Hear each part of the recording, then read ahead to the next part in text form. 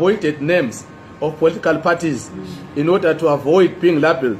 However, it has been on record, it is on record that the MDC President Nelson Chamisa in particular has been threatening. We saw it in the Herald, it is in the public domain, that President Nelson Chamisa, who is also a pastor like me, has been threatening.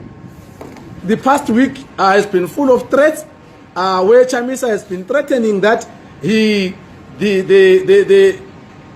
citizens must rise up against government and remove the government, President Emmerson Dambudzo Mnangagwa.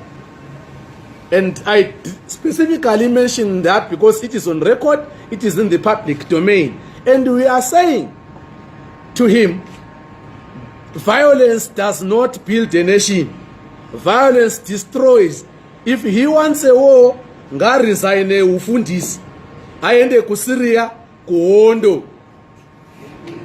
Bearing in mind that the church has a role to preach the message of reconciliation and peace, not to be involved in organizing and instigating violence that may result in the loss of lives.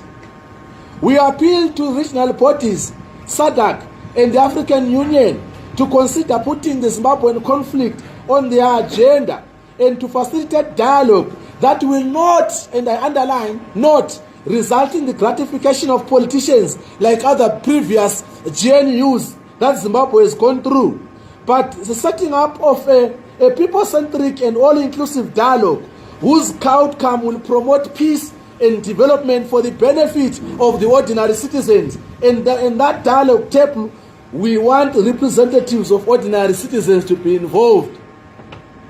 Number 10, as ordinary people, we are fed up and indeed we are tired by ravaging economic sanctions imposed on Zimbabwe by the United States and the allies.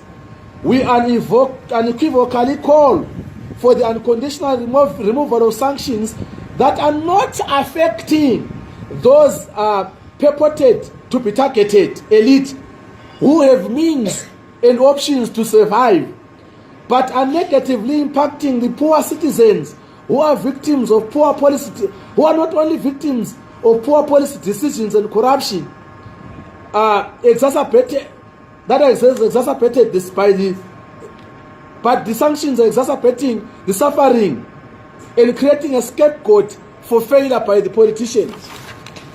We call upon the government of Zimbabwe and all stakeholders to engage in broad consultations and come up with a win-win, people-centric economic framework that is human rights. And lastly, we are calling upon all Christians who constitute at least 70% of the Zimbabwean population and those of other faiths to offer all kinds of prayers and supplications for the great nation of Zimbabwe that is under threat of becoming a Somalia, a Libya, Iraq,